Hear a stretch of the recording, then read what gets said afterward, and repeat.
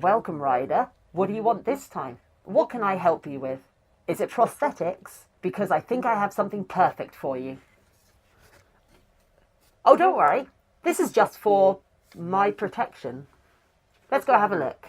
Hey gals, guys, and everyone else, welcome back to Armoured Brownies, where we are carrying on looking at our Turian makeup. And by carrying on, I mean I want to walk you through just how easy and effective it is to wear something like this prosthetic. If any of you have kept up with my vlogs, you will be aware that I have worn this for you guys in vlog form before, but I thought I'd walk you through the process of applying it. I've laid out a bunch of my standard makeup items. Now, retractable knife blades and a stout pair of scissors, those are more needed for when you are trimming the mask down to fit yourself, and I've actually made a bit of a mistake with this, but I didn't discover until after I was wearing it for a little while. I've cut the lower half of this eye too low and the bottom of this a bit too low as well. So what I should actually have done was made sure the eyes are a bit taller, but we can get around that with clever use of makeup. We have makeup for once the prosthetic is on. We have adhesive. This is Prosaid and Prosaid remover for actually sticking it on. We have makeup fixing, some little touch-up bottles of Prosaid. We've got some Vaseline. I would advise against using flavoured Vaseline, but I can't find my actual Vaseline. We have body paint, and we have makeup sponges. We won't need, these are all coloured bits of makeup. This is a bruise wheel, we shouldn't need that. In any case, we're not doing any wound makeup.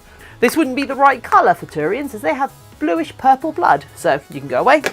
And of course the all important Captain Faz mug, because you need a good pun and some good coffee. Oh, and just a little bit of protection. Not that I think any of you will try anything, but you know, like a lot of crafting tasks, you have to be careful about the order in which you approach doing these. For example, first thing we're going to do, we're going to get all of this big dumb hair out of the way and get it up in a wig cap. I'm pretty sure that's not how I'm supposed to wear it. With a prosthetic like this, the wig cap can happily cover your ears. This is a little quality of life hack I kind of discovered at Comic-Con. What I'm actually doing, I have a wireless Bluetooth headset for my phone, and I'm running one of the earbuds up into the wig cap where it'll get held on by the wig cap. And that just, because there's a couple of layers of silicone in here, it can be quite awkward to receive phone calls. Or if you're at a convention and you're on your own for a little while and you want to listen to music, there's no way you can put earbuds in underneath this. So if you seal them in underneath your prosthetic, you can keep your music going and also receive phone calls. So that's a bit of a quality of life hack. Anyway, what I like to do is, very first thing, another quality of life thing, is just with a little bit of your Vaseline, go over your eyebrows. You'll thank me later. Even if you don't put Prosaid anywhere near your eyebrows, it is very, very useful to put it up there. And then if you really want to be paranoid, you can run a little bit around your hairline. Although you might want to do that before you put the wig cap on. Anyway, so now that we've got that on, we're just going to take a little bit of water, wet our body paint palette thing, and we're just going to work the body paint into a lather. You don't want it to look moist.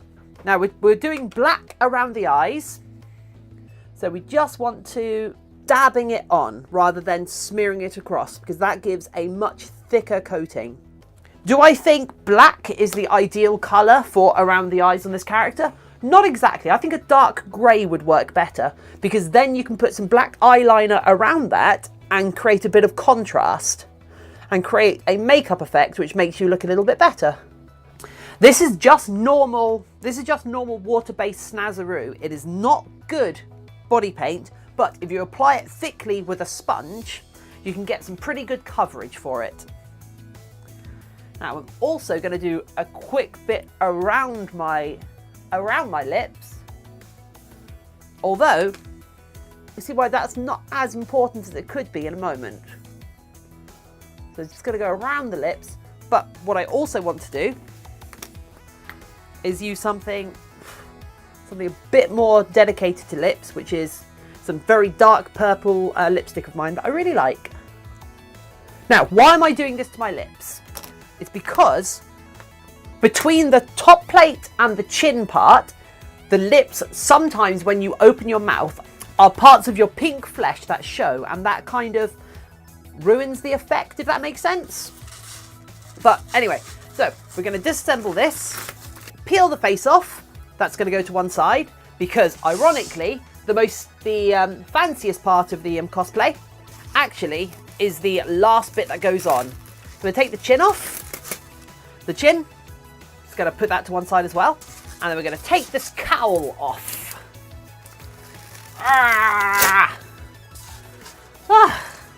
You see, latex isn't as stretchy or flexible or, well, nice to work with as, say, a silicone equivalent, but it is a lot cheaper and is something that we can all probably get away with using at home.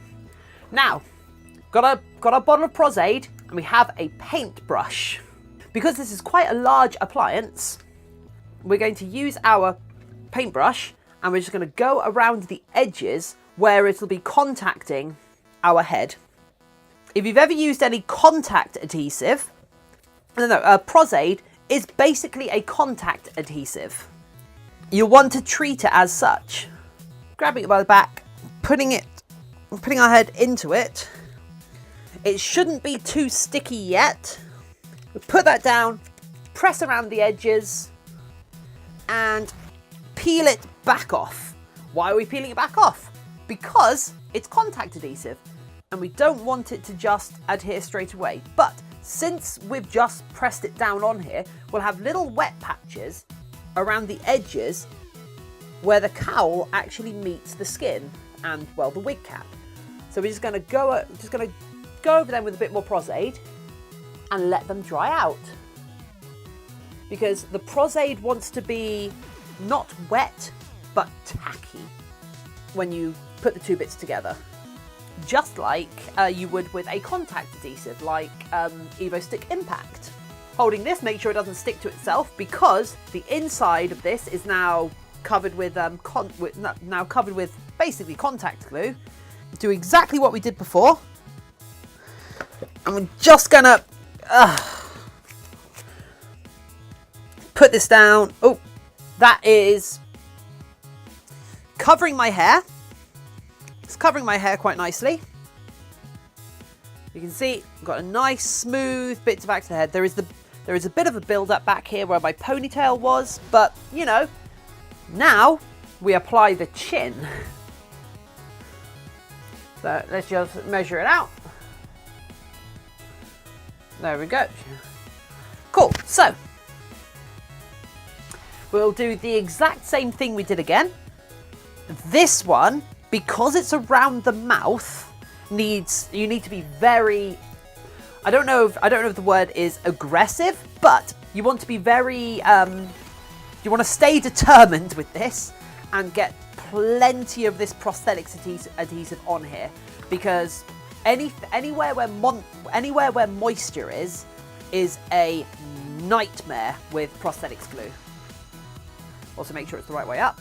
And we're going to do the same thing we did before, where we're just going to push it to the area that we want it, and then peel it back, and then it's going to touch up the areas that it actually touched. So the inside of this, you're just waiting for it to become tacky, and a lot of the white to disappear. Where there are these big splotches of white, that's where too much of this stuff has kind of been put down. But if you just give it some time to evaporate, that'll be fine. Right, let's apply this. And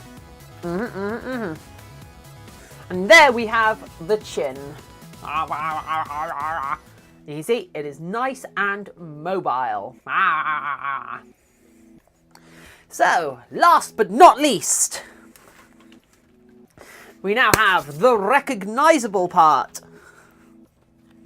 For a prosthetic like this, and if you're applying this very prosthetic, this will be good for you, but there is a chance that you'll be applying something similar, is that you actually need the top lip of this to overlap with the top of the bottom lip here. So when your mouth is at rest, you are covering your full mouth. It's only when you open your mouth do you want even people to be able to see your human lips.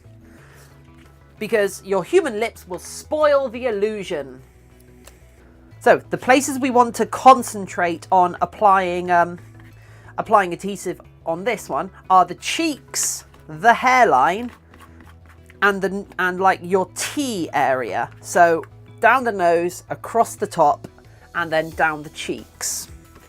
If it goes along the hairline, we can have it stick to the top of the cowl, because this whole thing will basically end up being held under tension. What we don't want to rely on is attaching it to the upper lip area, because that's going to be so mobile while you're wearing it, it's not going to hold. So you want to rely on the shape of the nose, which here you can see it does protrude, and then gluing it to the cheek and to the cheek. Now, looking in a mirror, kind of, your eyes are the most important bit to line this up with. And secondarily, the top lip. And then seating it on the nose. Aha! Ha-ha! Now, at this point, we can actually start to touch up the makeup we've put on and try and blend the mask into ourselves.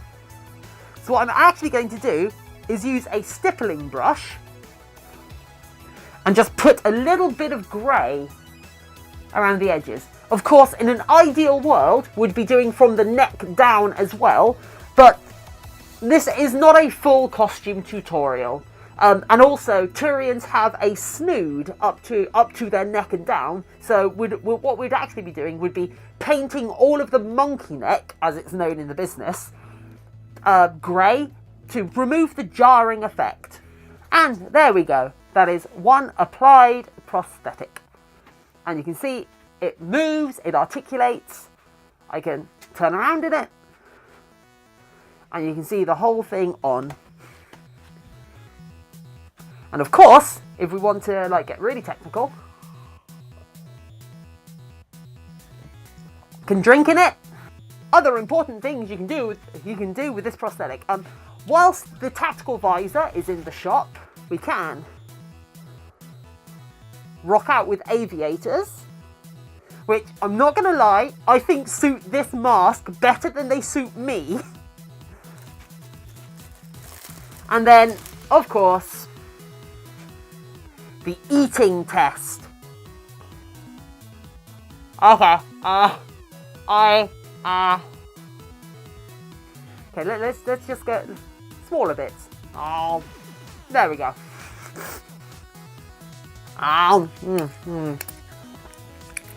Should not have done that. My fingers are still covered in glue. And there we go.